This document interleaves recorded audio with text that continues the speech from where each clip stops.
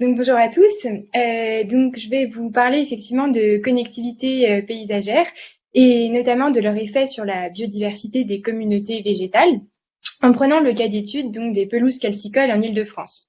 Donc c'est des travaux que j'ai réalisés dans le cadre de mon stage de Master 2 au Conservatoire botanique national du bassin parisien, sous la direction donc de Jeanne Vallet, qui est également ici présente et qui pourra répondre avec moi à vos questions par la suite, et de Nathalie Méchon, donc de l'UMR du CESCO du Muséum d'histoire naturelle. Alors, qu'est-ce que sont les pelouses calcicoles? Ce sont donc des formations végétales rases qui sont principalement herbacées et qu'on peut retrouver établies sur des sols calcaires et oligotrophes. Donc, une des végétations les plus emblématiques pourrait être la pelouse calcicole sèche du Mésobromion.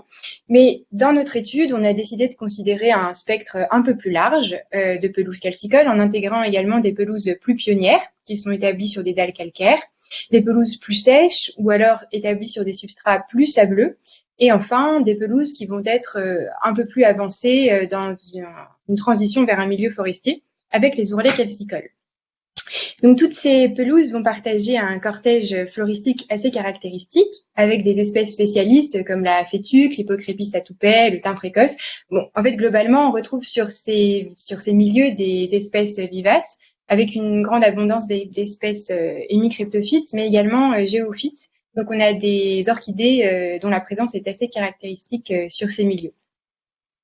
Donc en Île-de-France, les pelouses calcicoles sont majoritairement localisées sur les versants de vallées, donc par exemple la vallée de la Seine, ou alors au niveau des vallées sèches du massif de Fontainebleau. Ce sont des habitats d'intérêt écologique. En fait, on compte près de 160 espèces qui vont être inféodées à ces milieux, ce qui représente près de 10% de l'indigénat régional en termes d'espèces végétales. Donc, c'est des biotopes particulièrement intéressants pour la biodiversité et qui font donc l'objet de statuts de protection, notamment via le réseau Natura 2000. Et c'est également des habitats d'intérêt patrimoniaux parce que c'est en quelque sorte des témoins d'une activité agropastorale qui est maintenant révolue et qui s'attachait à valoriser ces territoires assez peu productifs, notamment par le biais du pâturage au vent. Le problème, c'est que c'est actuellement des habitats menacés avec des milieux qui se referment progressivement du fait de la déprise agricole ou alors des changements d'usage des sols.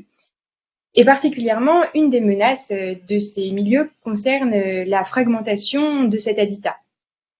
Donc la fragmentation, c'est un processus qui va conduire au passage d'une surface continue d'habitat vers des fragments d'habitat qui vont être isolés les uns des autres dans ce qu'on appelle une matrice paysagère. Et la matrice, ça va correspondre en fait à tout ce qui n'est pas de l'habitat considéré. Donc dans notre cas d'étude, un champ, une route, une zone urbaine, une forêt. Donc pour vous illustrer un petit peu ce processus, ici dans le secteur de Valpuiseau, donc en Île-de-France, on peut constater une fermeture progressive du milieu qui va se refermer, qui va entraîner une fragmentation du paysage avec des reliquats en fait de pelouses calcicoles qui vont être isolées les unes des autres dans une matrice qui est ici à dominante forestière et agricole. Alors cette fragmentation, c'est une menace pour la biodiversité parce qu'elle conduit progressivement à l'isolement des populations et donc augmente leur vulnérabilité à un risque d'extinction locale.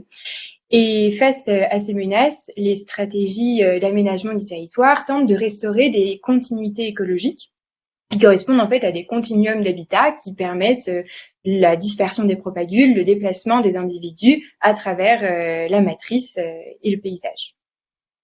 Donc l'objectif de mon stage et de cette analyse était de comprendre le rôle de ces connectivités paysagères dans le maintien de la biodiversité pour à terme pouvoir réfléchir à une intégration de ces connectivités dans des stratégies de conservation. Donc pour ça, on a travaillé sur les données du programme d'inventaire des végétations semi-naturelles qui a été réalisé par le CBNBP entre 2008 et 2014.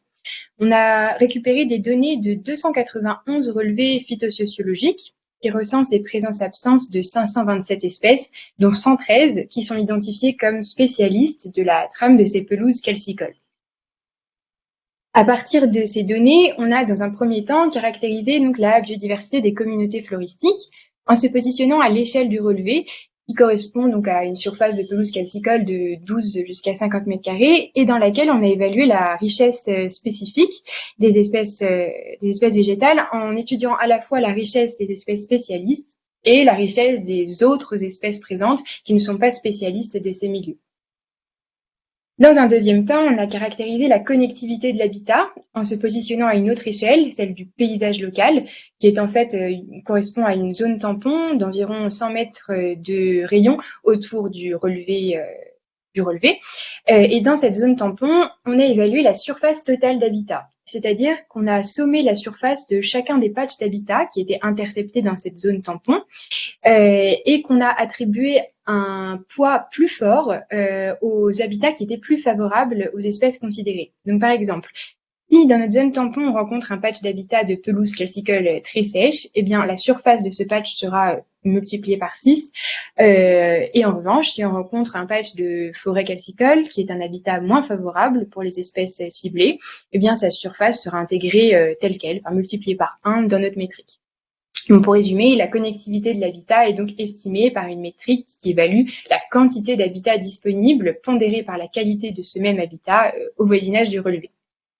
Bon, toutes ces données nous permettent ensuite de réaliser des analyses statistiques pour évaluer l'effet de la connectivité de l'habitat sur la richesse de ces espèces, enfin des espèces des relevés. Un de nos résultats a permis de mettre en évidence que les données de présence-absence de l'Hippocrépis atoupais pouvaient être, du moins en partie, expliquées par la connectivité de l'habitat.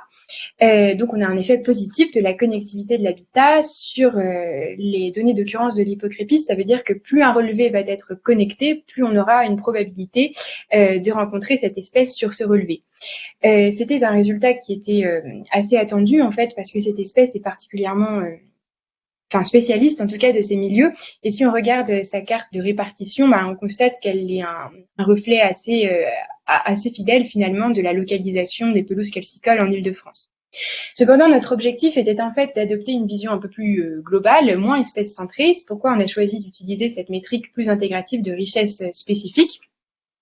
Et nos résultats ont montré que plus les relevés étaient connectés, plus la richesse des espèces spécialistes augmentait. Donc ça met en évidence un effet positif des connectivités des pelouses calcicoles sur la richesse des espèces spécialistes. Et en revanche, on n'a pas observé d'effet des connectivités sur la richesse des autres espèces non spécialistes de ces milieux. C'est-à-dire qu'en fait, la variation de leur richesse est à peu près constante, quel que soit le niveau de connectivité considéré. Donc le premier résultat, c'est donc cet effet positif de la connectivité des pelouses calcicoles sur la richesse des espèces spécialistes. Et on peut en fait se demander pourquoi est-ce que finalement les espèces spécialistes seraient plus sensibles à ces connectivités que les espèces plus généralistes. Et on peut émettre l'hypothèse que c'est du fait de l'étroitesse de leur niche écologique qui les empêche de s'établir sur un autre milieu.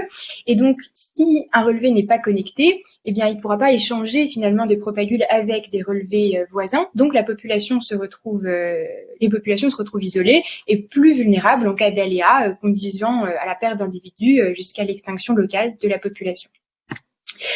Dans la même idée, en fait, mais selon le schéma inverse, l'effet positif de la connectivité s'explique par le fait que plus un relevé est connecté, plus il va pouvoir être colonisé par des propagules des pelouses voisines, et donc plus sa richesse est susceptible d'augmenter. Cependant, cet effet positif de la connectivité est modulé par l'effet des traits fonctionnels des différentes espèces. Donc nos résultats ont montré que les espèces zoocores, c'est-à-dire disséminées par les animaux, vont être plus sensibles que les espèces autocores ou anémocores aux connectivités, donc autocores dispersés sans vecteur de dispersion ou dispersés par le vent. On constate en fait que la richesse des espèces zoocores va augmenter avec le niveau de connectivité de l'habitat, ce qui n'est pas le cas de la richesse des espèces autocores ou anémocores qui reste constante, quel que soit le niveau de connectivité. Donc cet effet positif des connectivités sur les espèces zoocores pourrait être expliqué par le fait qu'il existe en fait dans le paysage local des éléments paysagers qui seraient résistants au déplacement des animaux vecteurs de graines. Donc s'il existe des continuités de l'habitat, eh bien ça pourrait dessiner des chemins de moindre coût écologique, en tout cas pour ces vecteurs, et donc faciliter la dispersion et l'échange de graines. L'absence d'effet sur les espèces autocores, en revanche, pourrait s'expliquer par la trop faible distance de dispersion de ces espèces, qui seraient cantonnées à leur relevé en lui-même. Et l'absence d'effet des connectivités sur les espèces anémochores laisse penser qu'il existe d'autres facteurs dominants, comme le sens des vents ou le type de couvert. Donc si une pelouse est entourée de boisements, eh bien, on peut penser que la densité et la hauteur de ce couvert voisin pourraient gêner la dispersion des graines. Donc un autre résultat en fait qui intervient ici, c'est donc l'importance de la composition du paysage local au voisinage du site, avec l'existence d'éléments paysagers qui seraient susceptibles soit de freiner, soit de favoriser la dispersion des graines, des pollens, des propagules.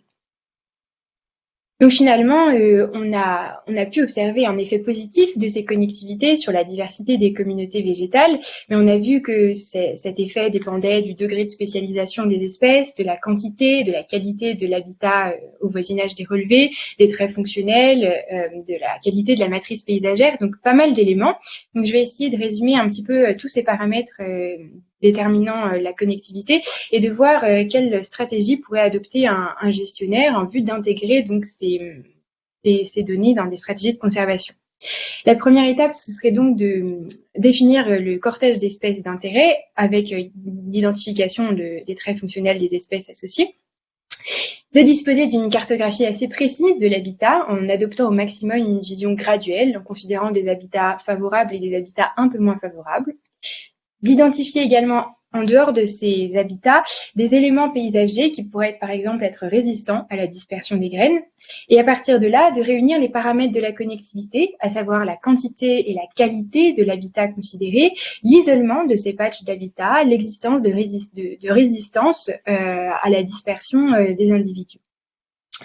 Il existe ensuite pas mal en fait d'applications, notamment des logiciels qui utilisent tous ces paramètres pour proposer un diagnostic des réseaux de connectivité. Donc, on observe sur ces graphes paysagers des patchs qui vont être architectes des réseaux, qui vont soutenir les réseaux de connectivité existantes. Et les stratégies de conservation devraient donc s'axer sur la préservation à tout prix de ces patchs hub ou architectes, qui permettent donc de maintenir en fait l'existence du réseau, ensuite de préserver les habitats qui font partie de connectivités existantes et identifiées, et enfin de restaurer d'autres habitats qui seraient susceptibles, selon par exemple certaines simulations, d'améliorer la connectivité de ce réseau, de renforcer des corridors déjà existants. Donc pour conclure, on a pu observer dans notre étude donc un effet positif de la connectivité de l'habitat sur la richesse des espèces spécialistes de ces milieux, mais cet effet positif est à la fois influencé par les traits fonctionnels des espèces et les caractéristiques de la matrice paysagère. Pour pondérer un petit peu ces résultats, il ne faut pas oublier que certains facteurs locaux, par exemple des modalités de gestion ou alors des facteurs de compétition interspécifiques, pourraient être susceptibles d'impacter plus directement la biodiversité de ces milieux.